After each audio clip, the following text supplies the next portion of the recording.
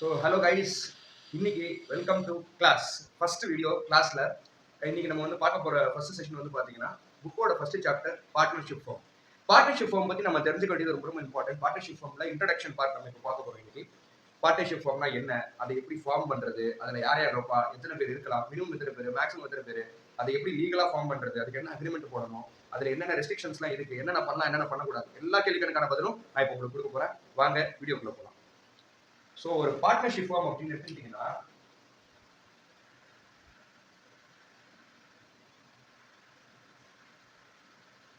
Partnership partner அப்படின்ற வார்த்தையை வந்து பாத்தீங்கன்னா ரெண்டு பேர் இருந்தா தான் வரும். இப்போ நீங்க பார்ட்னர்ன்ற வார்த்தையை ஒரு ஆளை வச்சுட்டு பார்ட்னர்னு சொல்ல முடியாது. உங்க கூட இன்னொருத்தர் இருந்தா தான் அவங்க பேர் partner. So 2 or more people, இரண்டு அல்லது இரண்டிற்கு மேற்பட்டவர்கள் ஒரு பிசினஸ்குள்ள என்டர் ஆகுறாங்க அப்படின்னா அது பேர் பார்ட்னர்ஷிப். ஓகேவா? அதாவது 2 or more people come together,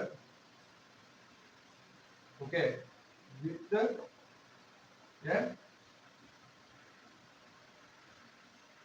common goal. ஓகேவா? இதுதான் partnership. 2 or more people come together with a common goal in a business activity. இது நான் சொல்லிடுறேன். business activity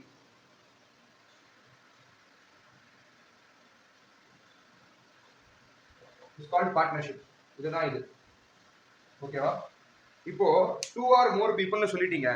அப்போ எத்தனை பேர் வேணா பார்ட்னர்ஷிப்ல இருக்கலாமா அப்படின்னு கேட்டீங்கன்னா இந்த டெஃபினிஷன் வந்து இந்தியன் பார்ட்னர்ஷிப் ஆக்ட் 1932 படி கொடுத்திருக்கிற டெஃபினிஷன். ஓகேவா? இந்தியன் பார்ட்னர்ஷிப் ஆக்ட் 1932 படி இந்த டெஃபினிஷன் கொடுத்திருக்காங்க. இப்போ நீங்க கேக்குற கேள்வி வந்து என்ன சொல்றீங்க? சரி, மினிமம் 2 பேருன்னு சொல்லிட்டேன், மேக்ஸிமம் எத்தனை பேர் அப்படின்னு கேட்டீங்கன்னா அதுக்கு வந்து கம்பெனிஸ் ஆக்ட் 2013 வந்து சொல்லுது.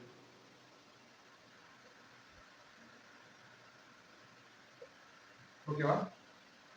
மினிமம் வந்து 2 பேர், மேக்ஸிமம் நம்பர் ஆஃப் பார்ட்னர்ஸ் வந்து 50 பேர். அதாவது ஒரு பார்ட்னர்ஷிப்ல வந்து மினிமம் 2 பேர் இருக்கலாம், மேக்ஸிமம் 50 பேர் வரைக்கும் இருக்கலாம். இதுதான் பார்ட்னர்ஷிப் வந்து லீகலா இந்தியன் கவர்மெண்ட், இந்தியா படி இது வந்து. ஓகேவா? இந்தியாக்குள்ள இப்படி இந்தியாக்குள்ள வந்து நீங்க இந்த மாதிரி ஃபார்ம் பண்றீங்க, பார்ட்னர்ஷிப் ஃபார்ம் பண்றீங்க அப்படின்னா இதுதான். 2 அல்லது 2க்கு மேற்பட்டவர்கள் ஒன்றாக இணைந்து ஒரே கோல மைண்ட் செட்டா வச்சு ஒரு பிசினஸ் ஆக்டிவிட்டியில இறங்குறாங்க அப்படின்னா அதுக்கு பிசினஸ் ஆக்டிவிட்டி பார்ட்னர்ஷிப். அதே பார்ட்னர்ஷிப்ல எத்தனை பேர் இருக்கலாம்? மினிமம் 2 பேர், மேக்ஸிமம் 50 பேர். இது வந்து இந்தியன் பார்ட்னர்ஷிப் ஆக்ட் 1932, இது வந்து கம்பெனிஸ் ஆக்ட் 2013. ஓகேவா? சிம்பிள். இப்போ இதை வந்து எப்படி லீகலைஸ் பண்ணலாம், இதை வந்து இதோட நேச்சர் என்ன அப்படின்றதெல்லாம் நம்ம பார்ப்போம். இங்க வந்து நம்ம இப்போ ஓகே, நம்ம இப்போ பார்ட்னர்ஷிப்னா என்னன்னு பார்த்துட்டோம், மினிமம் எத்தனை பேர், மேக்ஸிமம் எத்தனை பேர் பார்த்துட்டோம். இப்போ பார்ட்னர்ஷிப்போட நேச்சர் என்னன்னு பார்க்கலாம். அதாவது நேச்சர் ஆஃப் பார்ட்னர்ஷிப். ஓகேவா? பார்ட்னர்ஷிப்போட நேச்சர் என்னன்னு பார்க்கும்போது இதுல வந்து ஒரு 6 விஷயங்களை நம்ம ஸ்பெசிஃபிக்கா டார்கெட் பண்றோம். அதுல என்னன்னு கேட்டீங்கன்னா நம்பர் 1 வந்து 2 or more people. 2 or more people போது நான் முதல்ல உங்கள்கிட்ட சொன்னேன் 2 பேரா இருந்தா மட்டும்தான் நான் பார்ட்னர்ன்ற வார்த்தையை வந்து எழுதிக்கலாம். அப்பேற்பட்ட சூழ்நிலையில மினிமம் 2 பேர் இருக்கணும், இல்ல அதை விட அதிகபட்சமான 50 பேர் இருக்கலாம். ஆனா 2க்கும் மேற்பட்டவர்கள் இருந்தா மட்டும் இந்த பார்ட்னர்ஷிப்ன்ற கான்செப்டே அப்ளை ஆகும். ஸோ 2 or more people தான் first nature point. Second point வந்து அக்ரிமெண்ட். இந்த அக்ரிமெண்ட்ன்ற கான்செப்ட் வந்து கொஞ்சம் நம்ம தெளிவா தெரிஞ்ச வேண்டிய கான்செப்ட். இது வந்து அவுட் ஆஃப் புக். நம்ம என்ன சொல்றோம்னா புக்கு மட்டும் இல்ல, நம்ம பர்சனல் லைஃப்லயும் தெரிஞ்ச வேண்டிய ஒரு கான்செப்ட். நான் உங்களுக்கு ஒரு சின்ன ஒரு இன்சிடென்ட் சொல்றேன். என்னுடைய நண்பர் ஒருத்தர் வந்து கார்பரேட்ல வேலை பார்த்துட்டு இருந்தாரு. அவர் வேலையை விட்டு வந்துட்டாரு. அவன் இன்னொருத்தரை நம்பி வந்து காசு போட்டு ஒருத்தரோட பார்ட்னர்ஷிப்ல வந்து ஓரல் அக்ரிமெண்ட்ல ஒரு பிசினஸ் ஸ்டார்ட் பண்ணான். அந்த இன்னொரு பார்ட்னர் என்ன பண்ணிட்டான், அவனோட ஃப்ரெண்ட் அமெரிக்கால இருந்து கூப்பிட்டான்னு சொல்லிட்டு இவன் போட்ட கேபிட்டல் அமௌண்ட்டை வித்ட்ரா பண்ணிட்டு ஓடிட்டான். ஓகேவா? அதாவது எப்படி சொல்றது, இப்போ எப்படின்னா பார்ட்னர்ஷிப் எப்படி தெரியுமா இருக்கும்? இப்போ நீங்க ஒரு பிசினஸ் ஸ்டார்ட் பண்றீங்க, இல்ல என்ன எடுத்துக்கோங்களேன். இப்போ நானும் நீங்களும் ஒரு பார்ட்னர்ஷிப் ஸ்டார்ட் பண்றோம் அப்படின்னா ஒரு 10 லட்ச ரூபா தேவை இன்வெஸ்ட்மெண்ட். ஒரு 6 லட்ச ரூபா எடுத்துட்டு வரேன், நீங்க ஒரு 4 லட்ச ரூபா எடுத்துட்டு வாங்கன்னு சொன்னா இது பேர் தான் பார்ட்னர்ஷிப். காசு போடணும். காசு போட்ட உடனே என்ன நடக்குதுன்னு பாத்தீங்கன்னா இவங்க 2 பேருக்கும் வந்து அக்ரிமெண்ட், பேப்பர்ல எந்த அக்ரிமெண்ட்டும் இல்ல, வெறும் ஓரல் அக்ரிமெண்ட் மட்டும் தான். இந்த ஓரல் அக்ரிமெண்ட்னால என்ன ஆயிடுச்சுன்னா ஏமாத்திட்டு ஓடிட்டான். இருக்கிற அவனுடைய 4 லட்ச ரூபா ஷேர் எடுத்துட்டு அவன் ஓடிட்டான். ஸோ அப்படி இருக்கும்போது இவருக்கு வந்து பிசினஸ் லாஸ்ல போய் இவரோட பிசினஸ் க்ளோஸ் ஆயிடுச்சு. ஸோ இந்த மாதிரி ஒரு சூழ்நிலை தான் அக்ரிமெண்ட்ன்ற வார்த்தை வருது. This oral also can be accepted. ஓகேவா? ஓரல் வந்து அக்செப்டட். பட் நம்ம எதுக்கு சொல்றோம் அப்படின்னா டு அவாய்ட் டிஸ்பியூட்ஸ்.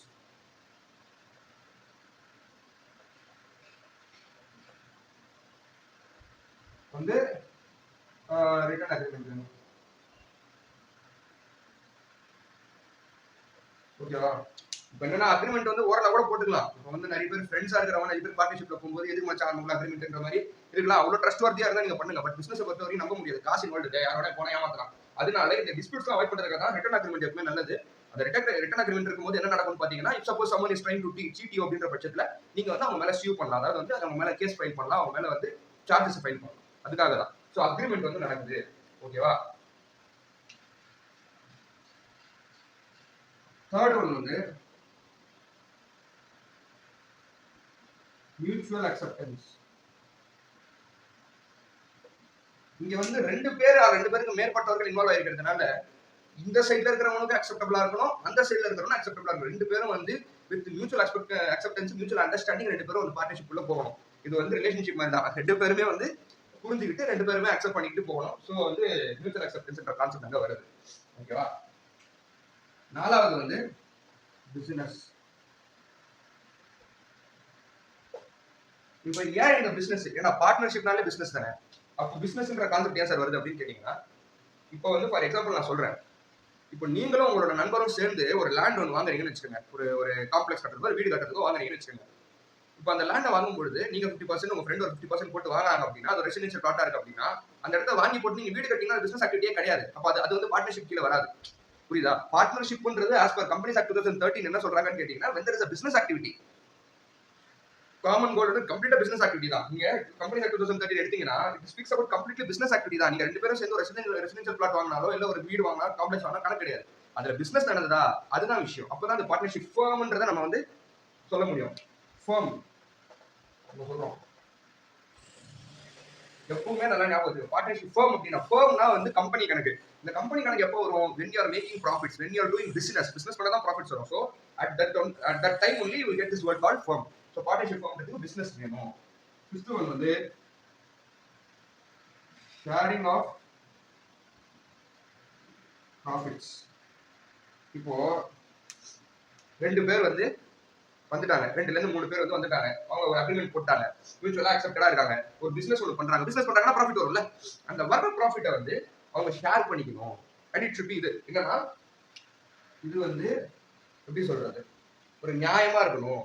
ஒரு ஜஸ்டிஃபைட் வே ஆஃப் ஷேரிங் சொல்லணும்.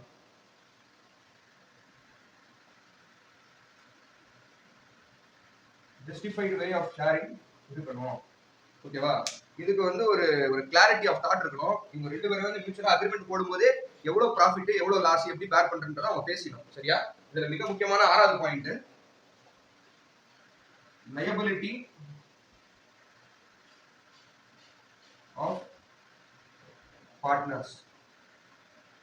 இந்த லயபிலிட்டினா என்ன அப்படின்னு கேட்டீங்கன்னா ப்ராஃபிட் வந்தா எந்த அளவுக்கு நம்ம என்ஜாய் பண்றோமோ அதே பொறுப்பை ஒரு லாஸ் வரும்போது ஒரு பார்ட்னர் ஏத்துக்கணும். இதுதான் வந்து பார்ட்னர்ஷிப்பை பொறுத்த வரைக்கும் கான்செப்ட். இப்போ லயபிலிட்டின்ற கான்செப்ட் நம்ம ஏன் பேசுறோம் அப்படின்னா இந்த இடத்துல ஒரு பிசினஸ் நடக்கும்போது ப்ராஃபிட் மட்டும் வருமானு கேட்டீங்கன்னா ப்ராஃபிட் மட்டும் வராது. உங்களுக்கு லாஸ் வரதுக்கான வாய்ப்பு இருக்கு. அப்போ லயபிலிட்டி எவ்வளவு இருக்கணும்ன்றதை அவங்க டிஸ்கஸ் பண்ணி எல்லாத்தையும் டிஸ்கஸ் பண்ணி okay all these should be discussed and put it into agreement. ஓகேவா? இது வந்து நம்ம அக்ரிமெண்ட்ல போட்டுறணும். போட்டு வச்சுட்டாதான் எல்லா டீடைல் பக்காவா இருக்கும். அண்ட் தென் உங்களுக்கு டிஸ்பியூட்ஸ் வரும்போது you will be careful. So இது எல்லாமே சேர்ந்து தான் ஒரு பார்ட்னர்ஷிப் வரும். 2ல இருந்து அதிகமானவர்கள் இருக்கணும், 50 பேருக்குள்ள இருக்கணும், ஒரு அக்ரிமெண்ட் ஃபார்ம் பண்ணணும், மியூச்சுவலா அக்செப்டடா இருக்கணும், அதுல ஒரு பிசினஸ் ஆக்டிவிட்டி இருக்கணும், அது ப்ராஃபிட்ஸ் மேக் பண்ணணும், அந்த ப்ராஃபிட்ஸை வந்து கரெக்டா ஷேர் பண்ணணும், ஜஸ்டிஃபைட் வே ஆஃப் ஷேரிங் இருக்கணும். ஓகேவா? லிமிடெட் லைபிலிட்டி ஆஃப் பார்ட்னர்ஸ் இருக்கும். அதாவது லைபிலிட்டி வந்து லிமிட்டடாகவும் இருக்கணும். அட் சேம் டைம் இது எல்லாமே வந்து அக்ரிமெண்ட் காப்பில ரெக்கார்டடாகவும் இருக்கணும். இதெல்லாம் சேர்ந்தா பார்ட்னர்ஷிப் ஃபார்ம். ஓகே? இதுக்கப்புறம் வந்து இந்த அக்ரிமெண்ட்டுக்கான பேர் வந்து ஒரு பேர் இருக்கு. அந்த அக்ரிமெண்ட் என்ன அக்ரிமெண்ட், அந்த அக்ரிமெண்ட்டை எப்படி பண்ணணும், அது என்னென்ன கண்டென்ட்ன்றதை நம்ம இப்ப பார்ப்போம். ஸோ நான் ஒரு அக்ரிமெண்ட் இருக்குன்னு சொன்னேன். அந்த அக்ரிமெண்ட் வந்து என்ன அக்ரிமெண்ட் அப்படின்னு பாத்தீங்கன்னா அந்த அக்ரிமெண்ட் வந்து பேப்பர்ல போட்டீங்கன்னா அந்த அக்ரிமெண்டோட பேர் வேற. ஓரல் அக்ரிமெண்ட்டுக்கு பேரே கிடையாது. ஓரல் அக்ரிமெண்ட் ஒன்று கிடையாது.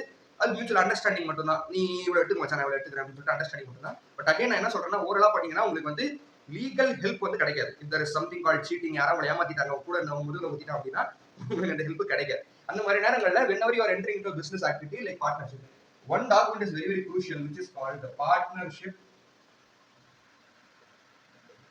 deed. இந்த பார்ட்னர்ஷிப் டீடுன்றது தான் வந்து லீகலைஸ்டு டாக்குமெண்டேஷன் ஆஃப் பார்ட்னர்ஷிப் ஃபர்ம்னு சொல்றோம். இப்போ லீகலைஸ்ட் டாக்குமெண்டேஷன் என்ன அப்படின்னா, இப்போ ஃபார் எக்ஸாம்பிள் நீங்களும் நானும் ஒரு பார்ட்னர்ஷிப் குள்ள என்ட்ரா வரோம், ஒரு பிசினஸ் ஒன்று ஸ்டார்ட் பண்றோம், பார்ட்னர்ஷிப் ஃபார்ம் ஸ்டார்ட் பண்றோம் அப்படின்னா, நீங்க யாருன்னு எனக்கு தெரியாது, நான் யாரும் உங்களுக்கு தெரியாது. ஆனா வந்து ஒரு டாக்குமெண்டேஷன் இருக்கணும். ஒரு ஃபேம் எப்படி நடக்கணும், அந்த ஃபேம்ல யார் யார் இருக்கா, அந்த ஃபேம் எப்போ ஸ்டார்ட் பண்ணப்பட்டுச்சு, அந்த ஃபேம் வந்து எப்படி நடக்கணும், இன்டர்னல் ரூல்ஸ் அண்ட் ரெகுலேஷன்ஸ் என்ன, வெளில இருக்கிற ரூல்ஸ் அண்ட் ரெகுலேஷன்ஸ் என்ன, இதெல்லாம்.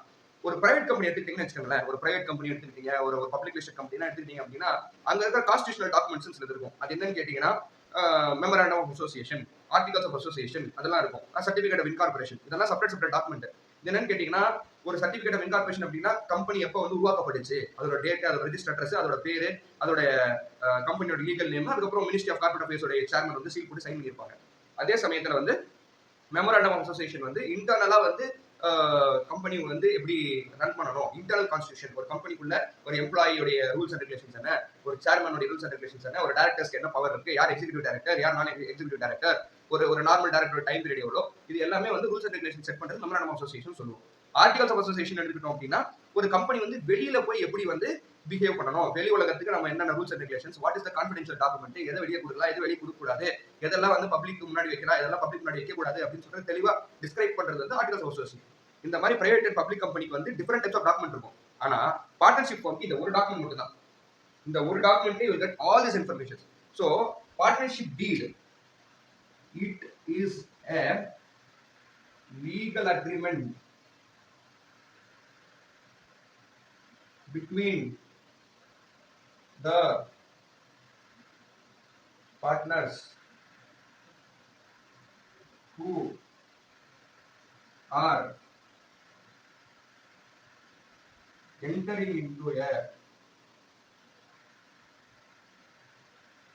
partnership business. ஓகேவா? அட் த சேம் டைம் நம்ம இன்னொரு விஷயம் என்ன தெரிஞ்சுக்கணும் அப்படின்னா, இந்த legal agreement between partners are entering the partnership firm இருக்குல்ல, இதுல வந்து என்னென்ன இருக்கும் அப்படின்றதையும் நம்ம பார்க்கணும். The contents of partnership deed. அதுக்கப்புறம் இதுல என்னென்ன இருக்கும், வேற என்னென்ன இருக்கும் அப்படின்னா, it also constitutes the code of conduct and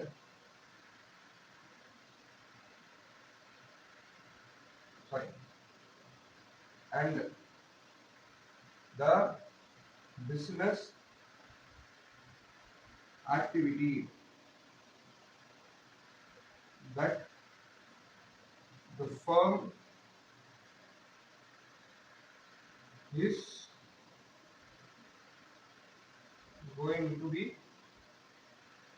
going to get into. ஓகேவா? So இந்த விஷயம் தெரிஞ்சுக்கணும். It is a legal agreement between the partners who are entering into a partnership business. It also constitutes the code of conduct in the business activity that the firm is going to get into. அப்படிங்கறதை நம்ம சொல்றோம். So இதுல என்னென்ன contents இருக்குன்றது நம்ம இப்ப பார்க்கலாம் தெளிவா. சோ இதனுடைய கண்டென்ட்ஸ் என்ன நம்ம பார்ப்போம். ஓகேவா? கண்டென்ட்ஸ் என்னென்ன அப்படின்னு பாத்தீங்கன்னா, இதுல என்னென்ன இருக்கும் அப்படின்னு பாத்தீங்கன்னா, first thing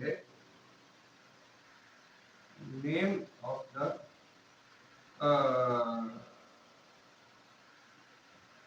partnership firm or the business. ஓகேவா? உங்க பார்ட்னர்ஷிப் ஃபார்ம் வந்து ஏதோ ஒரு பேர் இருக்கும். ஒரு சக்ரா எல்எல்பி ஆர் வந்து ஒரு தினேஷ் எல்எல்பி இந்த மாதிரி சொல்லி ஏதோ ஒரு பார்ட்னர்ஷிப் ஃபார்ம் ஏதோ ஒரு பேர் வச்சிருப்போம். அந்த பார்ட்னர்ஷிப்போட பேரு இல்லைன்னா அந்த பிசினஸோட பேரை வந்து ஃபர்ஸ்ட் அதை மென்ஷன் பண்ணியிருப்போம். செகண்ட் திங் வந்து the name of the partners.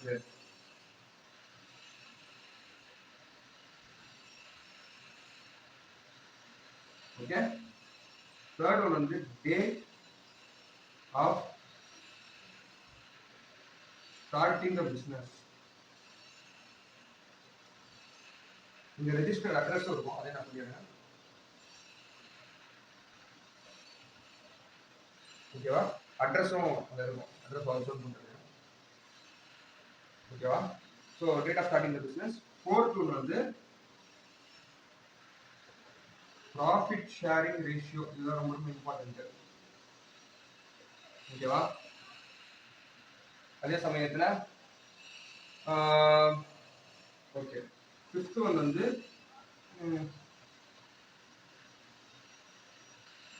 Contact of the phone.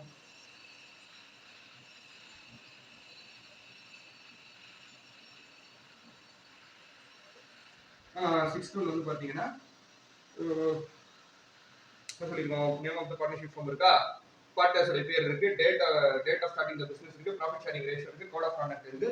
இந்த சமயத்துல வேற என்னென்ன இருக்கும் நீங்களே சொல்லுங்க. ஒரு பார்ட்னர்ஷிப்ல என்ட்ரு ஆகிறீங்கன்னா வேற என்னென்ன பண்ணுவீங்க? சிக்னேச்சர் இருக்கும், பார்ட்னர்ஸோட சிக்னேச்சர் அண்ட் டேட் இருக்கும்.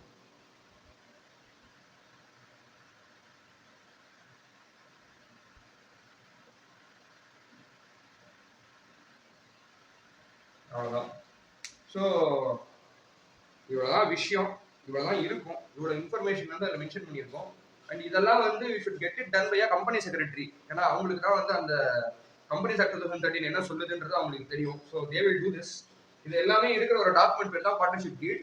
And from this, if you do this, you can officially enter into a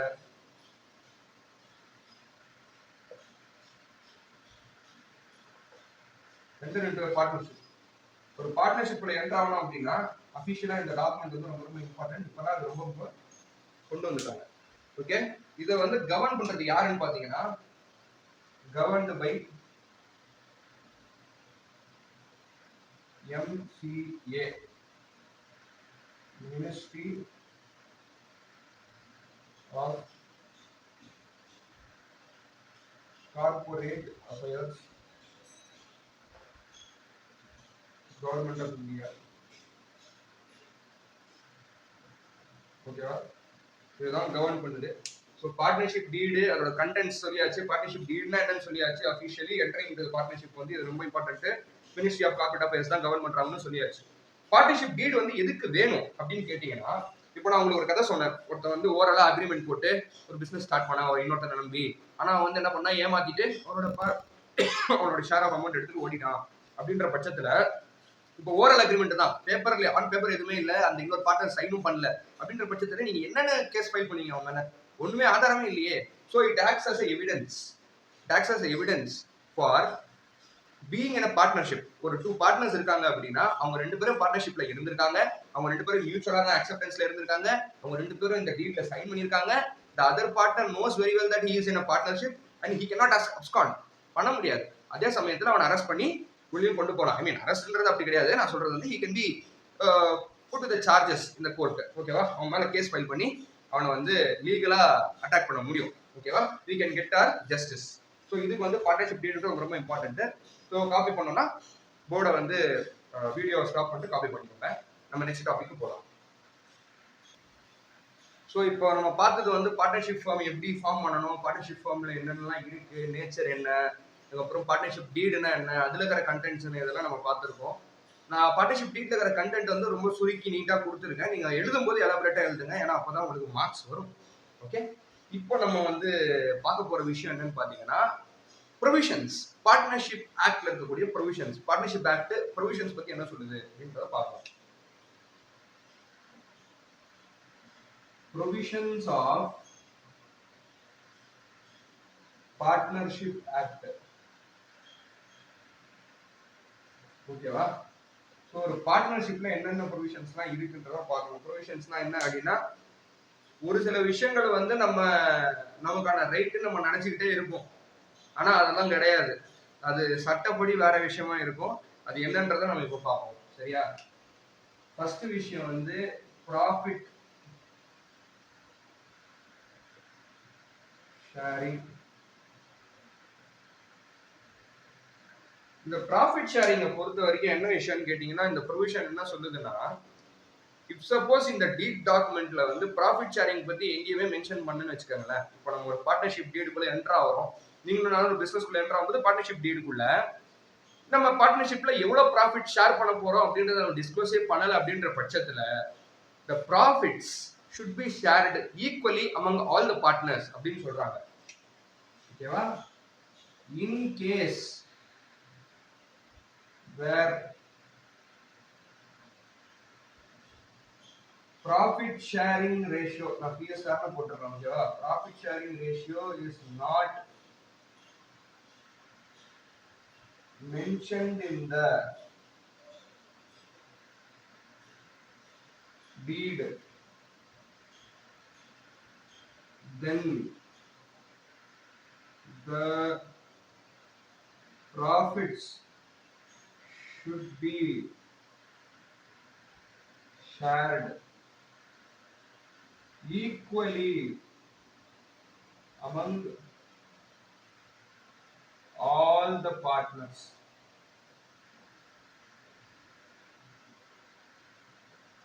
ஓகேவா? இப்போ ஈக்குவலி அப்படின்னா என்னன்னா, இப்போ வந்து ஒரு உங்களுக்கு உதாரணத்துக்கு எப்படி சொல்லலாம் அப்படின்னா, ஒரு டோட்டல் நம்பர் ஆஃப் பார்ட்னர்ஸ் வந்து ஒரு 10 பேர் இருக்கான்னு வச்சுக்கோங்க. 1,00,000 ரூபாய் ப்ராஃபிட் வந்திருக்கு. ஓகேவா? 1,00,000 ரூபாய் ப்ராஃபிட் வந்திருக்குன்னா, இப்போ இங்க ப்ராஃபிட் ஷேரிங் ரேஷியோ பத்தி யாருக்கிட்டயுமே பேசல. அதுல ஒருத்தர் வந்து அதிகமா அமௌண்ட் போட்டிருக்கலாம், ஒருத்தர் கம்மியா அமௌண்ட் போட்டிருக்கலாம். ஆனா ப்ராஃபிட் ஷேரிங் ரேஷியோ பத்தி பேசவே கிடையாது இல்லையா?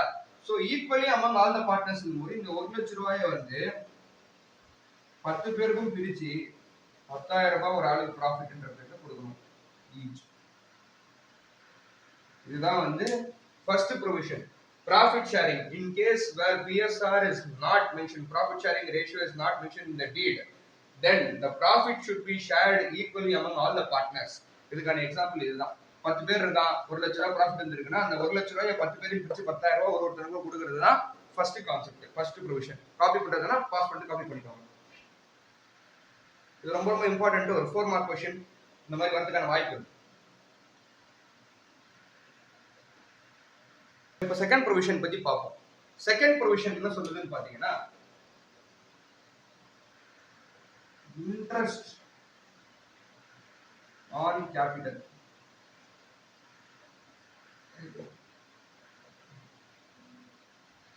இன்ட்ரெஸ்ட் ஆன் கேபிட்டல்ன்றது என்ன விஷயம் கேட்டீங்கன்னா, கேபிட்டல் அப்படின்றது வந்து ஒருத்தன் இன்வெஸ்ட் பண்ற அமௌண்ட் ஒரு பிசினஸ் மேல. when you are investing some amount on one business, that is called capital amount, the first amount which has been invested. இப்போ ஒரு 4 பார்ட்னர் வரா, இல்ல இப்போ திருப்பி நான் அதே எக்ஸாம்பிள், நீங்களும் நானும் ஒரு பார்ட்னர்ஷிப் உள்ள போறோம் அப்படின்னா, நான் ஒரு கேபிட்டல் அமௌண்ட் எடுத்துட்டு வரேன், நீங்க ஒரு கேபிட்டல் அமௌண்ட் எடுத்துட்டு வரீங்க. இப்போ அந்த கேபிட்டல் அமௌண்ட் வச்சு தான் பிசினஸ் ஸ்டார்ட் பண்றோம். இப்போ எங்கேயா இருந்தாலும் அவ்வளவு பெரிய அமௌண்ட், இப்போ 4,00,000 ரூபாய் 10,00,000 ரூபாய் நீங்க போடுறீங்க அப்படின்னா, ஒரு பிசினஸ்ல போட்டா you will expect continuous return இல்லையா? இதுவே நம்ம ஒரு பிக்ஸட் டெபாசிட்ல போட்டோம், பேங்க்ல போட்டோம் அப்படின்னா நமக்கு ஒரு நல்ல ஒரு இன்ட்ரெஸ்ட் அமௌண்ட் வரும் 3 மாசத்துக்கு ஒரு வாட்டி. அதே மாதிரி வந்து ஒரு கேபிட்டல் நம்ம ஒரு பிசினஸ் இன்வெஸ்ட் பண்றோம், நமக்கு இன்ட்ரெஸ்ட் வேணும் அப்படின்றது வந்து நம்மளோட அண்டர்ஸ்டாண்டிங்கா இருக்கு. ஆனா சட்டத்துல அதுக்கு இடம் இல்லை. ஸோ இன்ட்ரெஸ்ட் ஆன் கேபிட்டல் வந்து unless and until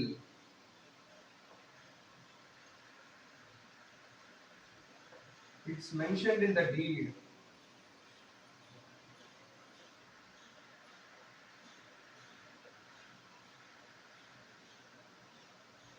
ஓகேவா?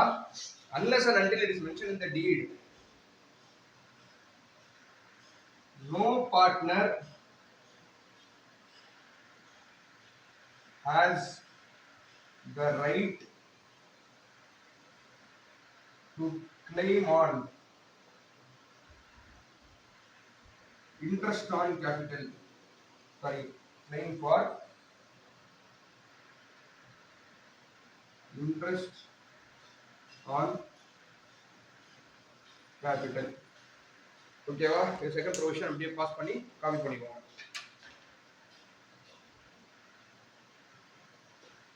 ஃபோர்த் ப்ரொவிஷன் என்னன்றத பாத்தீங்கன்னா, interest on loan. Interest on loan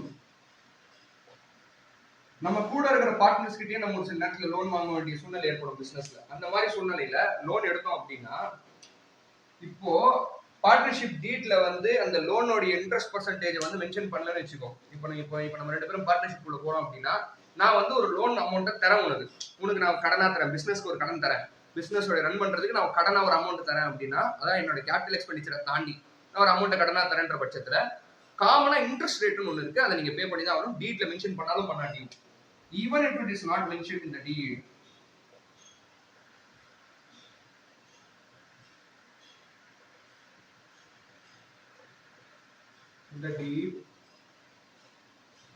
about the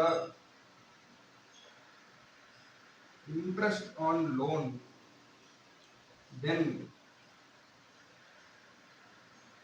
the business has to pay a minimum of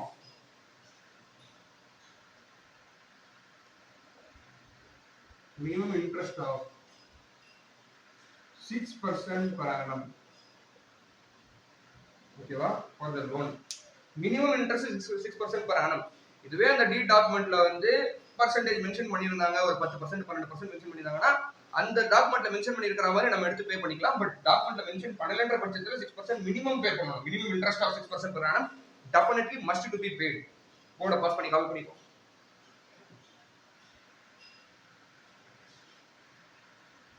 so interest on drawings பத்தி இப்போ நம்ம பார்ப்போம். Third provision interest on drawings.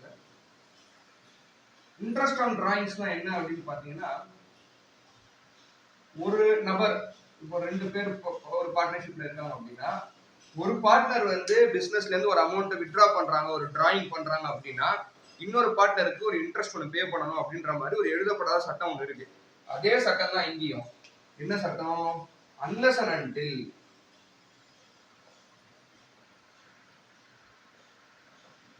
it's mentioned in the deed.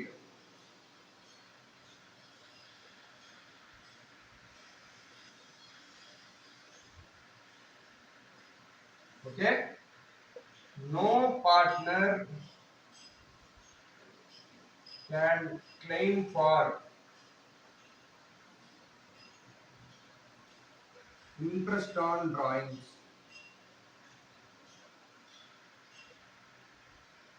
ஓகேவா? டீட்ல mention பண்ணாத வரைக்கும் எந்த பார்ட்னரும் claim பண்ண முடியாது, இன்ட்ரெஸ்ட் ஆன் டிராயிங்ஸ் கிளைம் பண்ண முடியாது. இது வந்து another provision. ஓகேவா? காப்பி பண்ணிக்கோங்க, போர்டு பாஸ் பண்ணிட்டேன். ஸோ இப்போ 5வது ப்ரொவிஷன் என்ன நம்ம பார்ப்போம். 5வது ப்ரொவிஷன் வந்து ரெம்யூனரேஷன் ஆஃப் த பார்ட்னர்ஸ். நான் ஆல்ரெடி உங்களுக்கு சொல்லியிருந்தேன், ஒரு பார்ட்னர்ன்றவன் வந்து ஒரு இன்வெஸ்ட்மெண்ட் பண்ண போறான், ஒரு கேபிட்டல் அமௌண்ட் இன்வெஸ்ட் பண்ண போறான், அதுக்கு ஏற்ற மாதிரி வர ப்ராஃபிட்ல அவன் லாபம் எடுத்துக்க போறான். இது வந்து அமௌண்ட் தான், இதுவே ஒரு காசு தான். ஆனா இதை தவிர்த்து ரெம்யூனரேஷன் அப்படின்ற பேர்ல வந்து மந்த்லி ஒன்ஸ் ஒரு சேலரி மாதிரி, ரெம்யூனரேஷனா சேலரி ஃபார் இயர், ஒரு ஈஸி அண்டர்ஸ்டாண்டிங்காக ஒரு சேலரி மாதிரி, எவ்ரி பார்ட்னர்ஷிப் கிட்ட சேலரி அப்படின்ற மாதிரி ஒரு எழுதப்படாத சட்டம் எல்லார் மனசுலயும் இருக்கு. என்ன ஒரு பார்ட்னர்ஷிப்ல போறோம் அப்படின்னா ஒரு சேலரி மாதிரி ஒன்று கிடைக்கும் அப்படின்னு. திருப்பியும் நான் சொல்றேன், when it is not mentioned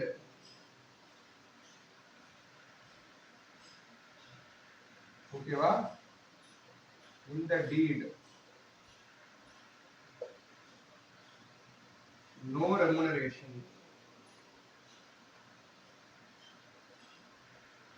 shall be claimed. தெளிவா புரிஞ்சுக்கணும். நீங்க டீட் டாக்குமெண்ட்ல போடுறது தான் நீங்க பேச முடியும், டீட் டாக்குமெண்ட்ல இல்லாத நீங்க எதுவுமே பண்ண முடியாது. ஸோ இந்த 5 ப்ரொவிஷன்ஸை வந்து தரவா படிச்சுட்டு தியரிக்கு நல்லா யூஸ் ஆகும். அடுத்த வீடியோல வந்து இன்னும் தெளிவா நிறைய விஷயங்களை படிக்கலாம் பார்ட்னர்ஷிப் பத்தி. until then, Sesha signing off. Okay, please subscribe to class. மறக்காம சப்ஸ்கிரைப் பண்ணுங்க. காமர்ஸ் அண்ட் அக்கௌண்டன்சி பத்தின videos, 12th commerce and accountancy, 11th commerce and accountancy கண்டிப்பா வீடியோ போஸ்ட் பண்றேன். கிளாஸை சப்ஸ்கிரைப் பண்ணுங்க, வீடியோவை லைக் பண்ணுங்க, மறக்காம பெல் ஐகான் பிரஸ் பண்ணுங்க. உங்களோட கலீக் ஸ்டூடெண்ட்ஸுக்கும் உங்களுடைய ஃப்ரெண்ட்ஸுக்கும் இந்த வீடியோ ஷேர் பண்ணி எல்லாரையும் நல்லா படிக்க வைங்க. ஓகேவா? 12th நல்லா படிங்க, கூலா இருங்க, ஜாலியா இருங்க. All the very best.